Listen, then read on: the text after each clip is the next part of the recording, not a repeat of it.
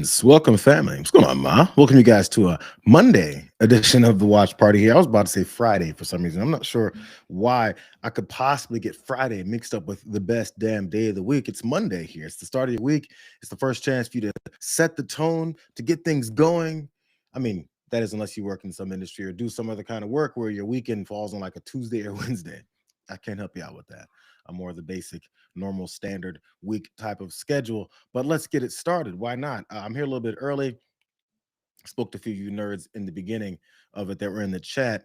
There's always something going on. There's always 100 things going on. Honestly, I don't know what could be going on right now as I'm about to come onto this stream that's probably of mad importance to this country, the devastation of it, maybe a little bit of fight back. Who knows? I'm always looking for some good news to get things going in the right direction in our discussions. It gets depressing, bro. On Sunday, like afternoons, 3 o'clock, I start thinking, okay, so what have they been doing all weekend? What has been happening all weekend? Maybe what good things have happened over the weekend. So maybe we can fall into a Monday with some kind of positive energy. And it's always hard. It's becoming to be a slight little bit of depression happening, not like actual depression, just thinking I really don't want to talk about these guys again. I just don't want to. But I think it's important. Knowledge and being able to connect and know what's going on, I think is very important. It's how we got to this point in the first place. It's what they want us to continue to do, not pay attention, think stuff is all political, don't get political on this. It's our society, it's our life, it's the people that are supposed to represent us, it's the people that are controlling our money. Keep it real. So this is all the importance of as we go into this week, as we get things started. I'll be on TDR right after this. And look, it's still not even the top of the hour yet. So all the cool kids that are coming in late, they maybe missed the beginning of what we're going to talk about. Maybe all you nerds can fill them in. And I respect my nerds. I mean, look, I'm early too. I just ditched the glasses and got the laser eye surgery about 10 years ago. Okay, enough. Let's get started. I want to jump right into what has it happened. Sunday shows, the Sunday political shows on, all the where all the cable networks, the ABCs, NBCs, the Fox Newses, and CBSs.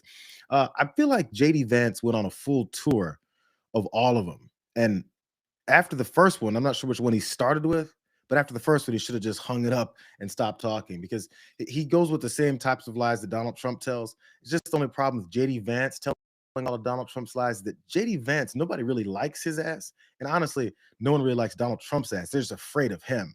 They're not afraid of JD Vance. So he went on and was telling as many lies as possible. He started with Tom Homan and watched George Stephanopoulos go after him hardcore on this.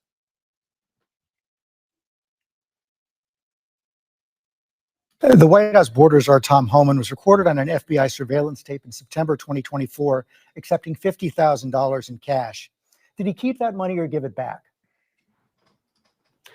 George, you've covered the story ad nauseum. Tom Homan did not take a bribe. It's a ridiculous smear. And the reason you guys are going after Tom Homan so aggressively is because he's doing the job of enforcing the law. I think it's really preposterous. I know Tom. I think that he's a good man. He gets death threats. He gets attacked. He gets constantly threatened by people because he has the audacity to want to enforce the country's immigration laws. I think that it would be a much more interesting story about why is it that Tom Homan, who is simply enforcing Americans' immigration laws, is getting constantly harassed and threatened to the point of death threats. That's a much more interesting question that I think journalists should focus on. We can agree to disagree on that question. Well, wait, you said he didn't take a bribe, but I'm not sure you answered the question. Are you saying that he did not accept the $50,000? George, this story has been covered ad nauseum. He did not take a bribe. Did he accept $50,000? I'm sure that in the course of Tom Homan's life, he has been paid more than $50,000 for services. The question is, did he do something illegal? And there's absolutely no evidence that Tom Homan has ever taken a bribe or done anything illegal, which is why he's working in the administration. I'm asking you, did he accept the $50,000 that was caught on the surveillance tape? Did he accept that $50,000 or not? George, I don't know what you're talking about. Did he accept $50,000 for what? He was recorded on an audio tape in September 2024, an FBI surveillance tape, accepting $50,000 in cash. Did he keep that money? Accepting $50,000 for doing what, George? I'm not even sure I understand the question. Is it a crime? Even the far left media like yourself. So I'm actually not sure what the precise question is. Did he accept $50,000? Honestly, George, I don't know the answer to that question. What I do know is that he didn't violate a crime.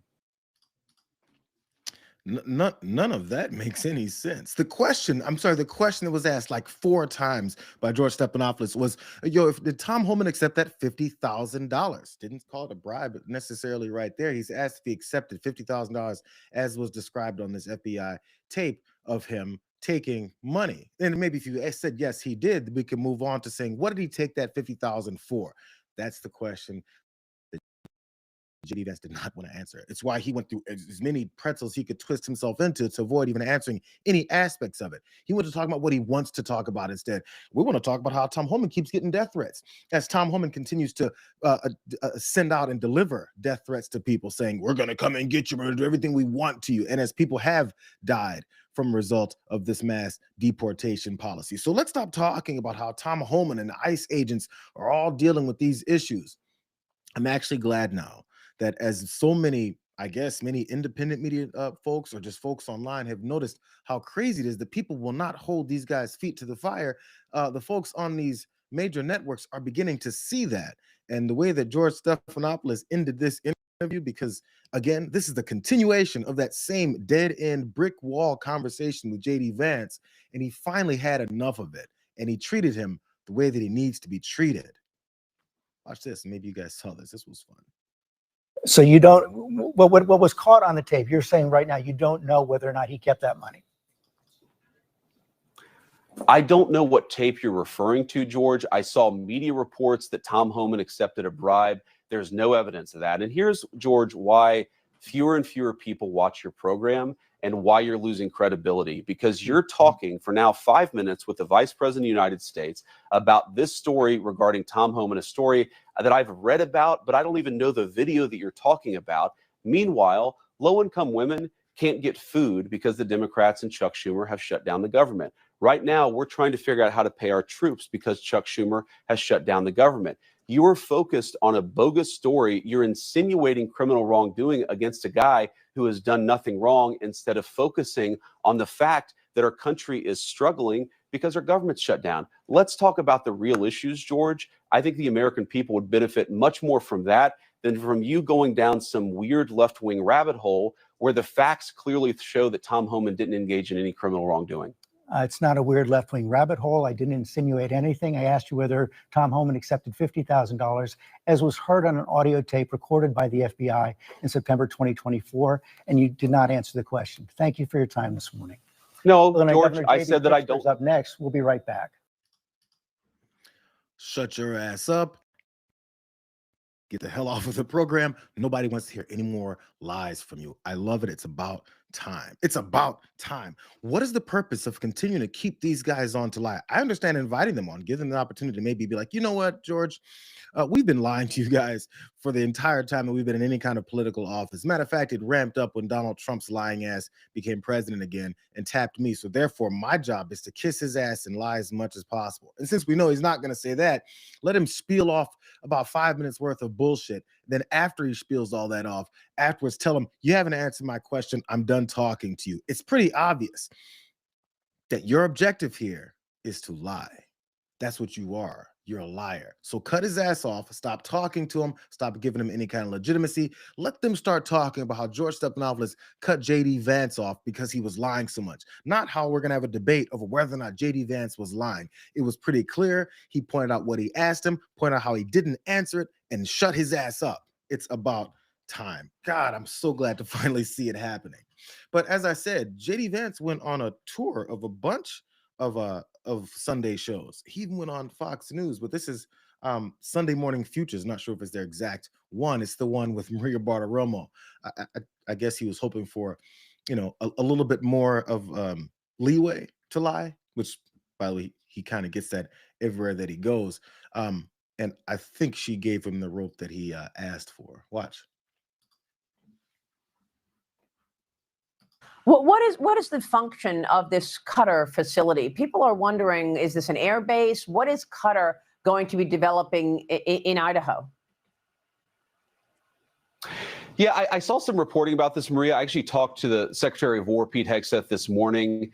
This is largely a fake story. We continue to have with countries that we work with. We have relationships where, sometimes their pilots work on our bases, sometimes that we train together, sometimes we work together in other ways. The reporting that somehow there is going to be a Qatari base on United States soil, that's just not true. We are continuing to work with a number of our Arab friends to ensure that we are able to enforce this peace, but we're not going to let a foreign country have an actual base on American soil. So there's a bit of misreporting on that, as there often is, as you know, Maria. Vice, what? Okay. So think about the wording he used there, because that's the idea. JD Vance is a calculated liar, and he's not good at it because you can see him calculating it. Donald Trump is a wild liar, and as soon as you start calling out his lies, he calls you a name, says you're fake news, and moves on to the next lie. He kind of overwhelms you with the numbers of lies. JD Vance thinks he can convince people with his lies. So he went with this very calculated statement saying, I saw some reporting on this, and it's largely a fake story. So the very next question should be, since we're talking about what this is called as a largely fake story, where's the smaller part of the reality? Since it's largely fake, that means there's probably some part that's real, right? It's never asked because he's on with Maria Bartiromo, and she's there to just listen to him and carry it on to the next question. But that's the next question, is what is real then? But he wanted to explicitly point out there's going to be no Qatari base on U.S. soil. That's absolutely not true. 100% not true. Lying ass JD Vance said. It's weird because he also brought up the Department of War, the Department of War Secretary, Pete Hegseth. I guess we should listen to what Pete Hegseth said about this Qatari air base in Idaho, since, it's largely a fake story. No one other than President Trump could have achieved the peace that we believe will be a lasting peace in Gaza. And Qatar played a substantial role from the beginning, working with our folks to ensure that came about. So I want to thank you for that historic peace. I look forward to joining the president as that gets, it's already been delivered, but as that's formally signed as well. And I'm also proud that today we're signing a letter of acceptance to build a Qatari Emiri Air Force facility at the Mountain Home Air Base in Idaho. The location will be host a contingent of Qatari F-15s and pilots to enhance our combined training, increase lethality, interoperability. It's just another example of our partnership. And I hope Your Excellency, that you can count on us. No one other than. Well, I mean, at least Your Excellency knows that he can count on us. But apparently, JD Vance, the Vice President of the United States, doesn't want to acknowledge that His Excellency can count on us with that Qatari air base that they're building in Idaho. It's weird that he was asked that question and he said it's fake news. Is that the largely fake part about it? Or is Pete Hegseth a part of the fake news? Is Pete Hegseth a traitor to Donald Trump's kingdom of the United States? I'm just trying to figure out where the lines are all blurry, because we can't figure out where your lies start and where they end. So he started with lying about Tom Homan and them. He also went on Fox News and obviously was lying about the Qatari Air Base, which, by the way, the reasons why they're getting this air base is because Donald Trump was given that jet that he keeps saying was supposed to be for the United States of America, and we were able to upgrade our airplanes and our Air Force One. So after he let that whole debacle of what would be a corrupt scandal that would end most presidencies, after that just blew over like it was nothing, we're seeing the results of it. This guy's a quid pro quo president. That's who he is. He's a transactional guy. If you rub his chin and say he's a nice guy and give him $100 million, he'll be like, yes, I'll give you anything. That's been the playbook on this guy since forever. So those two things were covered. Let's move on to JD Vance lying about the Insurrection Act. And if you don't know, the Insurrection Act is what they've been gearing up for since they got into office here. It's a part of Project 2025, that thing that Donald Trump said he never heard of right before he then said, as of like a week or two ago, that it's all about the famous Project 2025 that he loves so much and suddenly knows so much about. Here's him talking about the Insurrection Act. Of course, there's a major legal battle underway about the administration's deployment of the National Guard. It does come as NBC News is reporting that the administration has been seriously discussing invoking the Insurrection Act. That would give the president the power to direct federal troops to conduct law enforcement functions in the case of a national emergency. Is that the case? Are you seriously considering invoking the Insurrection Act? Well, the president's looking at all of his options. Right now, he hasn't felt he needed to, but we have to remember, why are we talking about this, Kristen? Because crime has gotten out of control in our cities, because our ICE agents, the people who are enforcing our immigration laws, have faced a 1,000% increase in violent attacks against them. We have people right now who are going out there, who are doing the job the president asked them to do, who are enforcing our immigration laws. They're being assaulted, they're being beaten, they're being shot at. The problem here is not the Insurrection Act or whether we actually invoke it or not. The problem is the fact that the entire media in this country, cheered on by a few far left lunatics, have made it okay to tee off on American law enforcement. We cannot accept that in the United States of America. We want everybody, black or white, rich or poor, to be safe in the United States of America. But to do that, we have to empower our law enforcement agents to keep us safe. That's what we're talking about doing. Couple of points here. First of all, an Illinois judge said that state and local authorities have been able to handle protest activity, that ICE, that other federal agencies have been able to continue to do their work. Crime is down in both Chicago and Portland, but is there a rebellion here? That's what would trigger an insurrection act. Is it imminent? Kristen, crime is down in Chicago and Portland often because they're so overwhelmed at the local level, they're not even keeping the statistics properly. Just a couple of weeks ago, we had an ICE office get shot at by a far-left assassin who was trying to kill our law enforcement officers. He fortunately didn't kill law enforcement officers. He did kill some other innocent people in the process. We cannot allow the far left in this country to tee off on our law enforcement officers. We've got to do something about it. And that's all the president's talking about. I mean, I'm not sure if Kristen Walker eventually asked him about all this fear mongering that he's doing as far as all these law enforcement officials and these ICE agents and folks that are taking incoming from these horrific insurrectionist Antifa protester types in the country. When I'm not sure if she was going to ask him about how they helicoptered in and broke into black folks' apartment and homes and then pulled their children out and handcuffed them, put them in zip ties and separated them from their families. Is somebody going to ask him about this racist ass policy where these folks are attacking American citizens? I'm just trying to figure out when they're going to get to that point to talk about all the fear mongering he keeps talking about from people that are taking threats from people as they attack and murder and traumatize people. I'm just trying to figure out when we're going to finally get that equal question happening and let him lie his ass off about that next. But the Insurrection Act, where they'll limit all folks' rights in this country, he said no one should even worry about that. The problem isn't the Insurrection Act. Says you, why should anybody listen to this guy?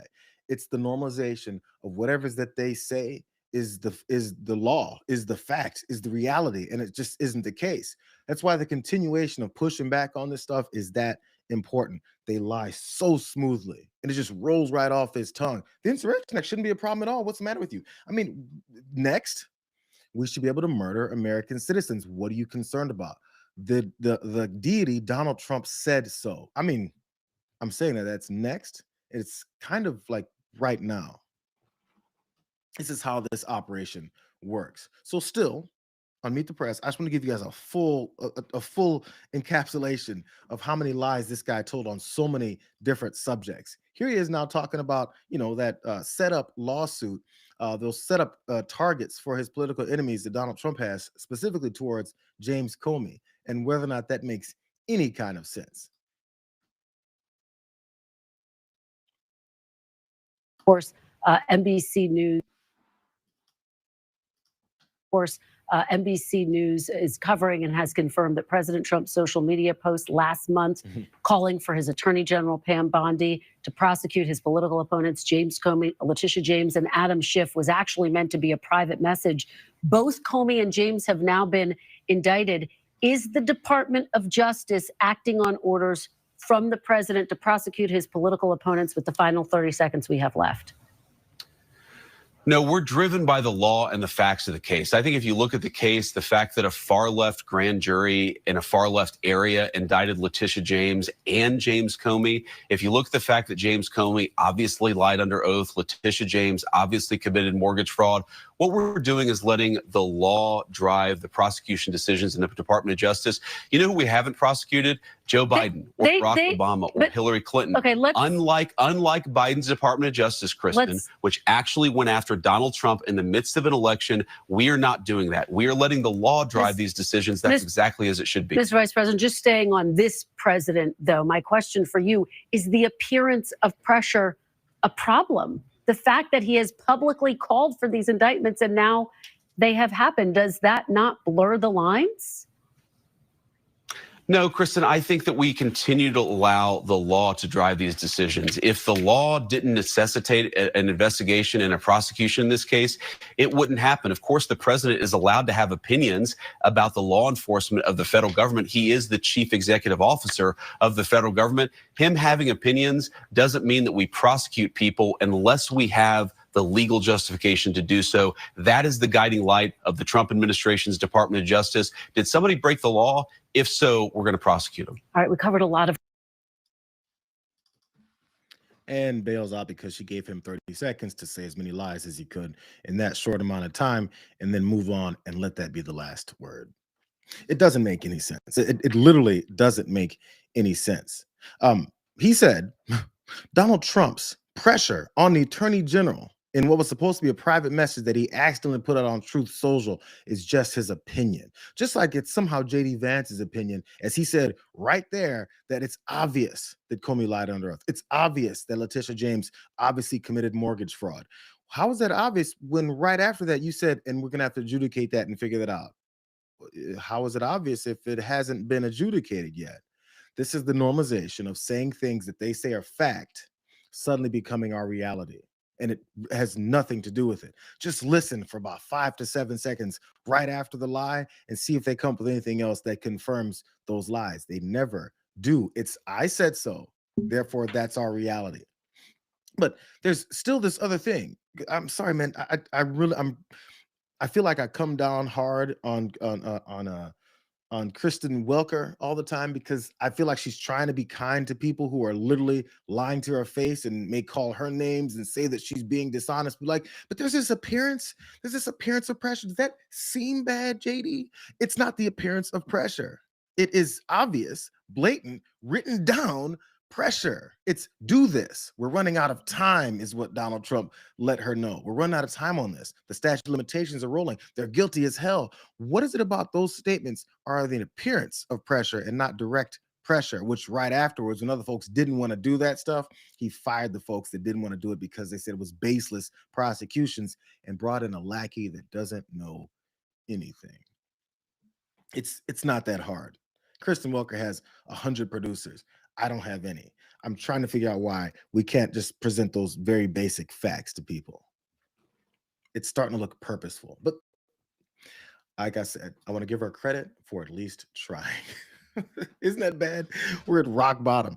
That I'm hoping that people will try and be like, well, does it seem like pressure? That's the pushback we get, and that's what we're supposed to celebrate now. But since we're talking about these stupid prosecutions, let's get into more of the ways that this Republican Party, which it's not just a fascist administration, it's a fascist party, largely, to use JD Vance's words. And the reason I said largely, because it's probably about 5-7% of Republicans who are elected officials who aren't on board with this, probably even smaller than that. One of those people is definitely not Lindsey Graham. Lindsey Graham and his lying ass. He also went on TV, and I'm still not sure why, but he went on to try and defend these targeted prosecutions where Donald Trump obviously and wrote down how he wanted to go after his political enemies after saying it's the worst thing ever that Joe Biden did it when Joe Biden didn't do it. Here's Lindsey Graham's lying ass. About these indictments that we have seen, the indictment against Letitia James and James Comey as well. NBC News again has confirmed that post that President Trump put on Truth Social was actually meant to be a private message to Pam Bondi. Do you think it's appropriate for the president to direct his attorney general to indict whoever he says? Well, I think it's appropriate for Comey to answer for his conduct. 5 years ago at a hearing we had in 2020 when I asked him, why didn't you tell the court about exculpatory information, where the CIA gave a memo to Strzok and Comey saying there was intel that Hillary Clinton's campaign was creating the false narrative that Russia and Trump were working together. The man who created the Steele dossier recanted it in February, and Comey kept using the document to get warrants. So, yeah, I think the grand jury is doing the right thing. And Trump got indicted 91 times, 3 days after he announced the president in February 15th, 2020. But Senator, I'm asking. 91 indictments in foreign jurisdictions. I'm waiting for someone to say, did you ever stop to think here, Lindsay, that Trump got indicted 91 times because he did about 91 different forms of crime? Matter of fact, he's a 34-time felon. Why don't we keep talking about how this guy didn't win those cases? He keeps talking about how he got indicted. Can't believe how many times I got indicted. I can't either. I can't believe how many times we indicted a former president. Enough people didn't realize he's a fucking criminal. He's celebrated criminality. He talks about how he breaks rules and breaks laws and nobody's going to stop him because they're too stupid. He's open about his criminal behavior. He's a lifelong criminal. He's lost so many cases. They keep talking about how he goes to cases all the time. He wastes time before he gets on to the next distraction. But the question, to go back to the original question, was, do you think it was appropriate for Trump to lean on his attorney general to then prosecute his enemies? As you can see, Lindsey Graham didn't have answer to that question because he can't say, well, yeah, I mean, I'm all on board for it. That is until she asked him again. Watch him get angry and then be all on board for criminal behavior like this.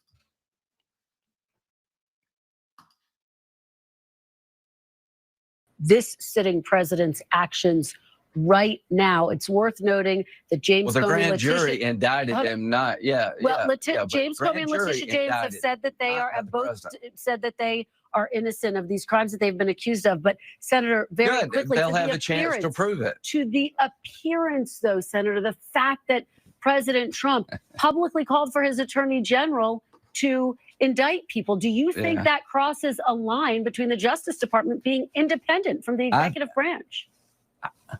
I think our Justice Department in the hands of Biden crossed every line there is to cross. I think within 3 days of announcing he was going to run for president in 2024, he did that in 2022. But what about Trump? He had but 91 Senator, what about indictments. Trump? What about? Yeah. Now, I think the grand jury is going to take care of this, but you didn't care any about this. You didn't care that Letitia James made up charges that no one's ever faced. But Senator Biden never publicly called for Trump to be indicted. He had 90. Biden regretted that they didn't do it before the election. Jack Smith surveilled my phone records and 8 other senators. Jack Smith introduced his brief against Trump October the 24th before the 2024 election, violating every protocol just to politicize the election. So this may bother you that people are being held accountable. It doesn't bother me one damn bit. Sounds like when this got all personal about how they investigated you because you're so close to a criminal and you're willing to lie from at every turn, it seems like you're upset and you're okay with this because you were included in that investigation. I'm going to quote every Republican before and say, if you didn't do anything, you have nothing to hide. Why don't you just let us know what's going on? Hey, why resist arrest if you didn't do anything? Hey, yo, he wouldn't have been beat up and shot in the streets if he just didn't resist. Why is he asking about his rights? It's weird how when it comes to Lindsey Graham, he can get so upset about folks coming after people legitimately. And after it all gets adjudicated, it's confirmed how legitimate those charges were. To then talk about how he's okay with this pressure campaign to go after people who don't know what they're doing, which I'm going to get to real soon, just to please Donald Trump. Again, Lindsey Graham's the same guy who said Donald Trump is a huckster and anybody who votes for him is going to get what they deserve. He's going to destroy this party, except, he was a little off. He's actually looking to destroy this country. There's another confirmation of someone then talking about how I guess they realize that this is all about a retribution campaign. This is how normalization works. Jim Jordan is the next dummy.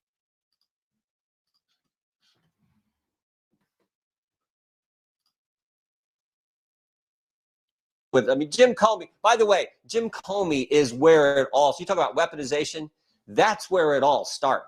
9 years ago, Jim Comey's the guy who took the dossier paid for by the other But party's that's not what campaign, he's being Clinton's prosecuted campaign, for. used that. I understand that, but I'm just saying this is, you want to talk about weaponization, it's Jim Comey's where it started. That is totally where it started. He took the dossier, went to the secret court to get a warrant to spy on the other party's campaign. So this And is we know that- retribution, Then they then? changed the intelligence community assessment after the first. So you're first- saying no, this no, is no. This is retribution about against looking him. at the facts, looking at the law. No, I'm just saying Jim Comey. This is you mentioned weaponization. I'm saying that's where it all started. Well, what I'm saying is happening here is they're looking at the facts and they're applying the law to each individual case. Let me ask. I mean, Jim.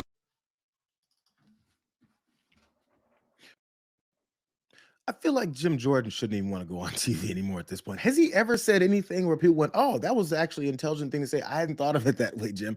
Man, you really brought a new perspective that absolutely wasn't based in stupidity and cluelessness. How many times does he have to keep coming back and saying, oh, I didn't know that, which I think he said last week. And now in being cornered with his declarations, because he's got to go in hard. That's their whole idea. Donald Trump says, anybody who defends me have to go in and get aggressive and angry. So since he goes in aggressive and angry, his brain isn't clear enough to be aggressive, angry, and have some kind of a thought process behind his, his propaganda. So then has to be told, this sounds like a retribution campaign, Jimmy. Dummy. How do you not get that? No, I'm just saying we're going to apply it all. I get that now. I get that now. Apparently, you don't get that now. That's the whole base for how these things could potentially be tossed out before they even get very far in the process. Like I said, Donald Trump posted that entire long diatribe that he's going to give to Pam Bondi to force her to do his bidding, which she said in her confirmation hearings she was never going to do. In case you haven't caught up on the theme yet, they're all liars. Don't believe what they say tomorrow. Don't believe what they say later on today. They're all liars. I said it last week before the Sunday shows happened, and they got to lying there too. So you be prepared. The lies are coming again. The fact that they're living in a lie means they have to continue that lie, or else what's the point of this last several months of lying? I want to get to the details though. And how bad this really has been conducted. I've been listening to a lot of experts on this because, I'm not a lawyer, I'm not a prosecutor, I'm not a defense attorney, I'm not a U.S. attorney from Virginia. But I want to start with the response that Letitia James gave to these guys. I also talked about James Comey's response, and they're coming very direct, very bold in their response to this, and I think it means a lot. We'll get to the details of how bad this really is, but let's start with Letitia James.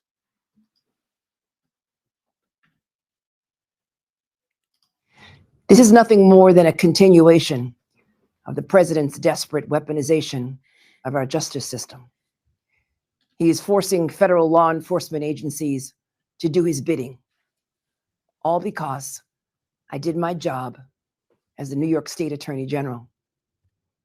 These charges are baseless, and the president's own public statements make clear that his only goal is political retribution at any cost. The president's actions are a grave violation of our constitutional order and have drawn sharp criticism from members of both parties. His decision to fire a United States attorney who refused to bring charges against me and replace them with someone who is blindly loyal not to the law, but to the president, is antithetical to the bedrock principles of our country. This is the time for leaders on both sides of the aisle to speak out against this blatant perversion of our system of justice. I stand strongly behind my office's litigation against the Trump Organization. We conducted a 2-year investigation based on the facts and evidence, not politics. Judges have upheld the trial court's finding that Donald Trump, his company, and his 2 sons are liable for fraud. I'm a proud woman of faith, and I know that faith and fear cannot share the same space. And so today, I'm not fearful. I'm fearless. And as my faith teaches me, no weapon formed against me shall prosper. We will fight these baseless charges aggressively, and my office will continue to fiercely protect New Yorkers and their rights. And I will continue to do my job. This is what Donald Trump and this fascist MAGA party hates about Letitia James. She speaks forcefully, she speaks directly, and she speaks passionately about how wrong they are, gives the facts, points out everything that's there. It's a level of intelligence and directness and anger. Let's keep it real. You get to have that versus stupidity, flailing, and lies. It's so stark. It's embarrassing if Donald Trump is the guy that you're backing, so therefore you have to come up with something else that you're so upset with her about to try and get to this backdoor prosecution, which he's trying to finagle with the courts. Of course, he keeps putting pressure on the judicial branch as well. He thinks he controls everything, so therefore he can say, I don't care what the facts say.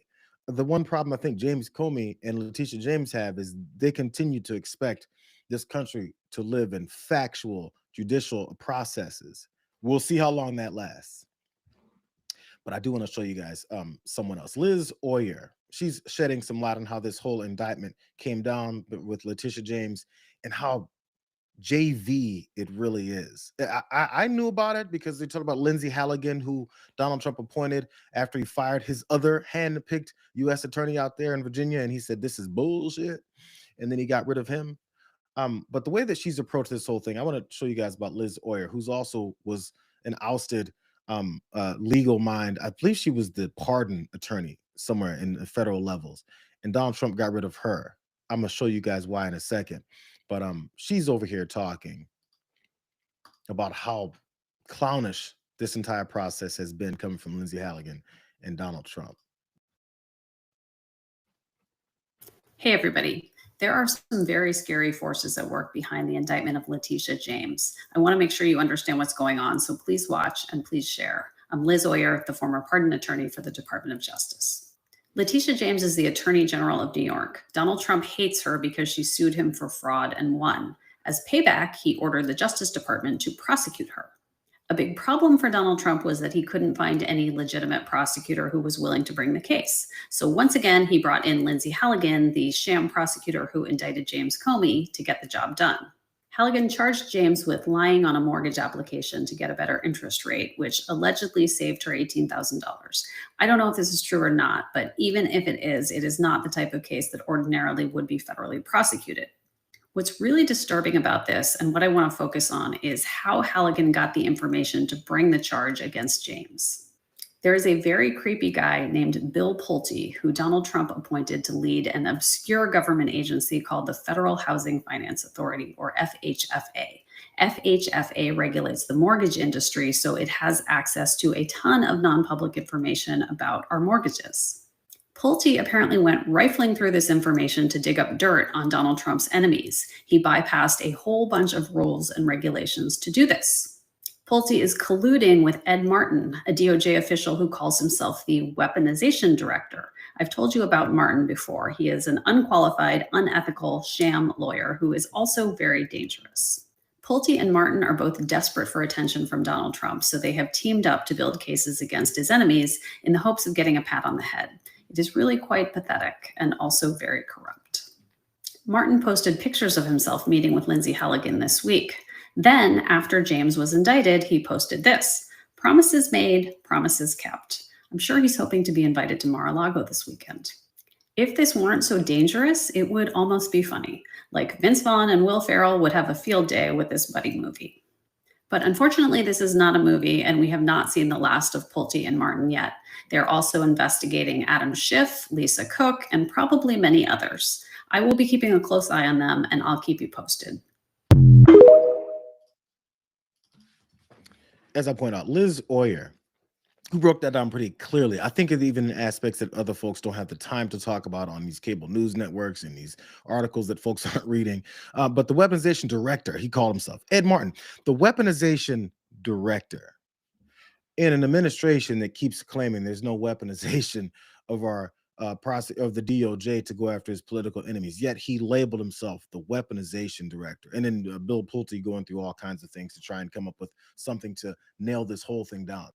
They honestly don't care how wild and sloppy this is. They're literally posting pictures and celebrating what it is that they said they were always going to do to Letitia James, because she got his ass along with everyone else. I mean, I guess the one thing, if you hate Letitia James, you can say, well, it wasn't that hard. It's not like you pulled off some kind of big time prosecution against the guy who's obviously a damn criminal. It wasn't that hard, but she pulled it all together and made that case so airtight. There was no way for him to wiggle out. He just kept talking about how mean and angry and big Letitia James was. Really fast, though. Here's Liz Oyer. I ran this early in the year after she was dismissed of her position in the Department of Justice as the pardons attorney. One of the things that Donald Trump had an issue with Liz Oyer over was the lack of, I guess, coordination with him, lack of head nodding for him to give Mel Gibson, big time actor and big time Trump guy, to give him access to his guns again that he didn't have access to because he's a domestic violence abuser. And, so that he won't kill his partner or anyone else around him because he flies off the handle, and if he has his guns in front of him, he'll start shooting them. She didn't give him that back. So as she was going to testify about that, this is what happened at her house.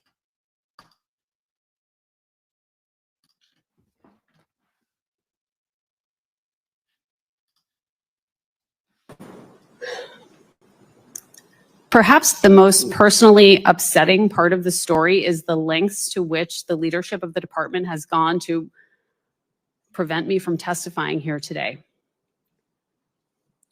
On Friday night around 9:15, I learned that the Deputy Attorney General's office had directed the Department's Security and Emergency Planning Service to send 2 armed Special Deputy U.S. Marshals to my home to serve me with a letter.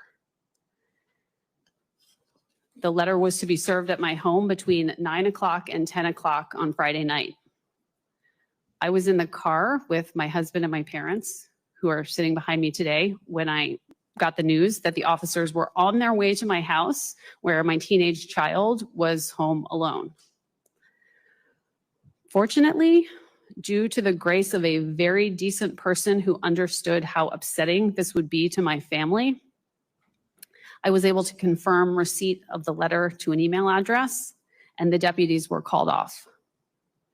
The letter had been emailed to me just before 8 o'clock that night.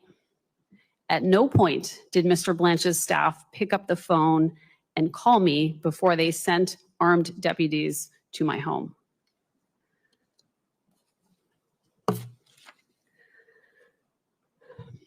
The letter was a warning to me about the risks of testifying here today. But I am here because I will not be bullied into concealing the ongoing corruption and abuse of power at the Department of Justice. DOJ is entrusted with keeping us safe, upholding the rule of law, and protecting our civil rights. It is not a personal favor bank for the president. Its career employees are not the president's personal debt collectors. I see only Democratic members here today, but this is not a partisan issue. It should alarm all Americans that the leadership of the Department of Justice appears to value political loyalty above the fair and responsible administration of justice.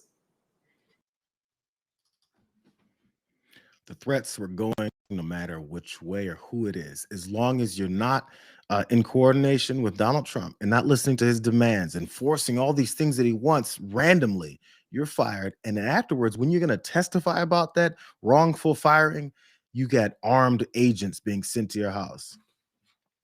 I just want to keep reminding you who this guy is. This is an old aspect of Liz Oyer's story. So if you see Liz Oyer all over TikTok, which you should, she has a lot of good stuff that explains everything that's going on in so many different aspects of the judicial and the prosecutorial parts of our administration now, since they're trying to take over that. Since she's all against this stuff, people may try and write her off as saying, look, she's a disgruntled former employee. She had armed agents and officials and marshals or something sent to her house where her kid was. And they don't expect anyone to be upset about that. But they're going to keep complaining about how Tom Homan has death threats as he threatens people's lives. Oh my God, can you believe ICE agents who are attacking people and pointing guns in their faces and shooting people in the head with pepper ball guns? Why is it that people are mad at them? Don't let them try and take some kind of victimization as they attack people all the time. It's constant. They're savages. These types of people only know violence. That's how he operates. They're following Donald Trump. He's a criminal. Remember? Letitia James pointed that out very clearly. That's why he's so upset. But that's Liz Oyer's story. This is her talking about what it is that Lindsay Halligan, who had to be put in place because no one else wanted to take this case against Letitia James. This is how Lindsay Halligan, I guess, presented the beginnings of her case. Here's Liz Oyer again. And what we saw in court today. Yeah, there are so many unusual things about this case that it's hard to know where to start. I'll start with the fact that the lead prosecutor who got this indictment is a very inexperienced official who has never prosecuted a case before. So she had to bring in a pair of prosecutors from North Carolina to sit in the courtroom with her and do the talking at today's hearing. These lawyers are U.S. attorneys, but they don't even work in the Virginia office where this case is being prosecuted. They were imported from another office because literally nobody in the Virginia office wants to work on this case. We did get a preview at this hearing today of what types of arguments Comey's defense lawyers will be making, and there are some serious grounds to potentially seek dismissal of the case before it even gets to a jury. They're going to be arguing that this was a vindictive prosecution that was politically motivated. They're going to be arguing that the U.S. attorney who I referred to was not legally appointed and didn't even have the authority to bring this indictment. So there are going to be lots of grounds that the court could look at to potentially throw out this case before it even makes it to that January trial date. Lindsay Halligan needed help. She didn't know what she was doing. She needed help in filing this stuff. Other folks in that U.S. attorney's office that she now heads didn't want to help her ass out. I'm not going to put my name on this trash. You want me to destroy my career and my reputation over this guy telling you what to do and when to do it and how much to do of it? Are you serious? She sucks. She doesn't know what she's doing. He had to go and get the greenest of green people who's never done anything like this to carry out his political retribution plans. And I guess they still think this is going to work out for them. I'm really not sure how. But earlier on, there was one of those folks talking about how they said promises made, promises kept. This was a promise that Mike Davis, I've run this a couple of times because looking at his face just shows you why he's so jealous and upset of anyone like Letitia James. This is the promise that they were making, and see if it's based in any kind of legalities, normalcies, or actual prosecutorial processes. General, I dare you. I dare you to try to continue your lawfare against President Trump. Just say this to Big Tish James, the New York Attorney General. I dare you. I dare you to try to continue your lawfare against President Trump in his second term. Because listen here, sweetheart, we're not messing around this time, and we will put your fat ass in prison for conspiracy against rights. And I promise you that. So think long and hard before you want to violate President Trump's constitutional rights or any other American's constitutional rights. It's not going to happen again. We've been warning people on the show, Mike, this isn't the same Trump administration. Stop messing around. Don't rig elections. Don't illegally vote. Don't try the funny business, because we know the team this time and they are not effing around. We know the team this time is full of criminals willing to follow this criminal's approach to things. They're not effing around. But Mike Davis, with his sorry, puny ass, wants to keep talking about it. We're coming for you, Big Tish. Mike Davis to get his ass kicked anytime he wants to have some tough talk to anyone to their face, rather than on the Benny Johnson or Thompson show, whatever the hell that guy's name is. These sorry ass, weak sumbitches. Big tough guys. I bet when he has a keyboard in front of him, he's really tough then, man. He really puts out the big ones then. Sorry ass. Okay. That's the trash prosecutions and political targeting that's probably not going to work out. And if it does, it's going to be based absolutely in this guy's full takeover of the judicial process and pressing them and leaning on them to do whatever it is that he wants. I've got about 10 minutes left because I'm going over on TDR in a second, but I want to run this last story about Marjorie Taylor Greene. I mentioned her last week. Some folks are starting to celebrate her. People are starting to think, man, Marge is such a populist. This is one of the reasons why people think that Marge is such a populist. Now, I want to start at least with, some of these things that she's been saying. Maybe you haven't heard about it. You're lucky if you haven't been hearing about it. Let's see. When we are not doing anything to address the cost of living, we aren't doing anything about Blackstone buying up houses where most young people can't find a house and they're having to compete in bidding wars. Right. And we're not doing anything about health insurance premiums. Then for the love of God, what are we doing? Right. For the love of God, Marjorie Taylor Greene wants to know, why is it that we're not helping out with these housing costs? Healthcare costs are skyrocketing. Groceries are going up out of the roof. What are we going to do about it? It's not like I was all a part of promoting this guy who destroyed all these things and making sure that it's going to get even worse. It's not like me, Marjorie Taylor Greene, wasn't all on board for these things. It's also not like Marjorie Taylor Greene just yesterday, was it? Just yesterday, after she posted that video of her on the Tim Dillon show, I believe that's what that was, talking about how she's so populist. Man, Marjorie Taylor Greene's making a lot of sense. This is what she posted. I mean, she was talking about healthcare there on the show, remember? She posted Democrats in all capitals because, she still kisses Donald Trump's ass.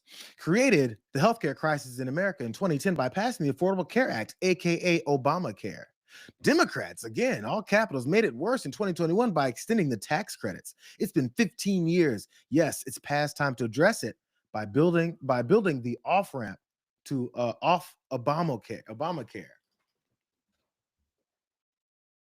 She's talking about the rising costs of healthcare. She's talking about how it's going to get even worse if we continue on with that bill that they signed. I don't remember her being against it. But she wants to talk about how Democrats destroyed healthcare in 2010. How was healthcare in 2009? Do you guys remember if healthcare was free and accessible to everyone? And when I say free, I mean our tax dollars go to us being able to go to a doctor and not pay $10,000. So it's never free. Let's keep that real. But they want to tell you that healthcare was beautiful before 2010. Then the ACA came in and destroyed everything. This is the same Marjorie Taylor Greene who just last week was saying other populist things about how the shutdown is the Republicans' fault and healthcare is going to rise and ACA things are going to be off the charts. It's like she's saying two different things depending on the audience that she's in front of and the people that she's looking to impress with her lies. Because, by the way, the ACA had its issues. Partially, there was other issues. I mean, many people that are actual liberals and progressives were upset that Obama wasn't pushing for actual health care for everyone, the way that Bernie Sanders knows that group of folks were doing. So Barack Obama was already giving some concessions as far as what he was doing. And the only way that they even got this passed is because there was many holes in Obamacare. And we knew it at the time. One of those holes was how there's like 10 to 14 Republican states who openly rejected the exchanges that would have given them, that would have expanded Medicaid to those folks in those poor ass Republican states, would have given them access to it where they wouldn't have had to pay as much for their health care with the ACA. But now she wants you to forget all that and say that it was the ACA that destroyed things. That was their play from the beginning. Poke holes in it, make it as weak as possible, exploit those holes, and don't accept the good parts of this plan so that your people can suffer. Let's keep it real, so that their constituents can suffer. And after suffering, be upset at Obama. I'm going to tell you one other thing about her messaging. Last week, when she was talking about how the ACA could have all these expansive things and destroy people's health care, she called it the ACA. When she's posting about it and she's saying it derogatorily, she calls it AKA Obamacare. Isn't it weird how when they want it to be a positive spin, they talk about it as the ACA, but when they want to talk about how destructive it was, they want to call it Obamacare? We've been through that at the time that it was all happening. That's just a real quick rundown of that first BS lie. Here she is, still on that same show, and she went more extensively about how hardcore she is as far as the Epstein things, which she's been right about. I just want to point out this woman is not honest. Here's some more truth from Marjorie Taylor Greene. Why are the Epstein files such? I mean, we could all imagine why they're such a the third rail of American politics. Is it because a foreign government or an ally of America was blackmailing our politicians? We don't want that out. Is that a crazy thing to suggest? Is that a wild thing to say? Or is that, in your estimation, a very likely and possible reason that these things are not coming out? Well, I can actually, Ty, will you look and get my purse and hand me my purse? I'm going to read you a little list that Thomas Massey read. Okay. And I can only read it because he's already read it on the House floor. This is the most heinous crime ever, by the way. It's crimes against children. Okay, these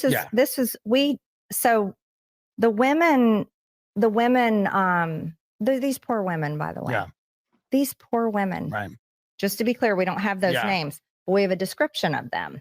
Okay. So let's go over this descriptive list. Yes. All right. And then people can really understand why these women, and why I myself said, I'm not suicidal. Right. But I am afraid of, this has been so suppressed. It has been so covered up, and it makes no sense. But let's just go through a few things. A Hollywood producer worth a few $100 million. A royal prince. A high profile individual in the music industry. A very prominent banker. A high profile government official. One high profile former politician. One owner of a car company in Italy.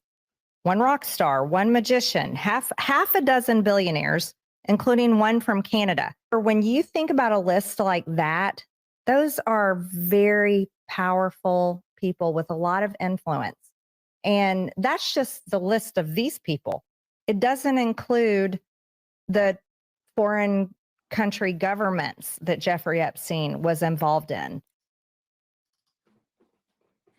Marjorie Taylor Greene is reading lists, bro. She's reading the descriptions of many of the people that were involved in this child sex ring of Jeffrey Epstein, the guy that Donald Trump says he wants us to stop talking about.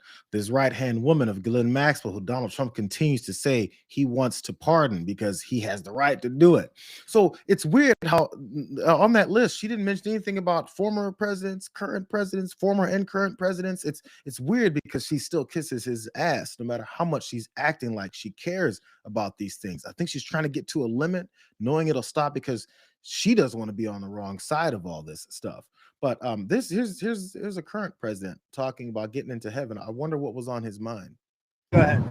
You had talked a couple weeks ago, you were doing an interview and you talked about how you hope to end the war in Ukraine because it might help you get into heaven. How does this help? Does this help? I mean, I'm being a little cute. I don't think there's anything going to get me in heaven. Okay, I really don't. I think I'm not maybe heaven bound. I may be in heaven right now as we fly an Air Force One. I'm not sure I'm going to be able to make heaven, but go ahead. I'm just wondering when these Christians who act like they know the pathway to heaven has nothing to do with what he's talking about. Maybe he's reliving and rethinking all those disgusting things that he's done in his life. I mean, all those things that many of us already know so much about. But Marjorie Taylor Greene doesn't want to cross that guy. Marjorie Taylor Greene is really willing to act like she has all of these receipts and is willing to go to the wall and be so partisan, be so populist in talking about how she's going to help so many Americans. Except when it gets to that partisan, addiction that she's still got. This is just from the 9th, a few days ago. He said, I just reviewed footage from January 6th. There was Antifa in the crowd, just like I and many others always said. Eyewitnesses in the crowd were literally calling them out. The FBI has all the cell phone data and more. And Director Cash should match it with known Antifa members through arrest records from the BLM, quote, Summer of Love, Portland, and other riots. If they could track down MAGA grandmas, they can track down Antifa members who incited the violence. This also comes as Donald Trump and his administration are talking about making Antifa, whoever that is, as a group of who they can say whoever that is, a terrorist organization they can start murdering in the streets and claim that they were a part of this insurrection on the nation. That's how these things work. But Marjorie Taylor Greene, the big populist, is promoting that bullshit. When are we going to finally realize that she'll say one thing and then do the other? Here's the last aspect of her, hatefulness and xenophobia that she continues to post about while she says, quote unquote, populist things. If you guys don't know, Bad Bunny's the artist that's performing at the Super Bowl, and conservatives are real stupidly mad about it. She says Bad Bunny says America has 4 months to learn Spanish before his perverse, unwanted performance at the Super Bowl halftime. It'd be a good time to pass my bill to make English the official language of America. And the NFL needs to stop having demonic sexual performances during its halftime shows. Keep believing Marjorie Taylor Greene is being honest with this populist bullshit approach that she's doing. She'll say some things that are based in reality, which actually makes it worse. It means that she knows what reality is, and she's giving you sprinkles of it so that you can accept her and reelect her so she can go back to kissing Donald Trump's ass. Please stop it. I gotta go do TDR. I'm already up against it. We'll see you guys in a couple minutes. It's hot in here. See you, Ma.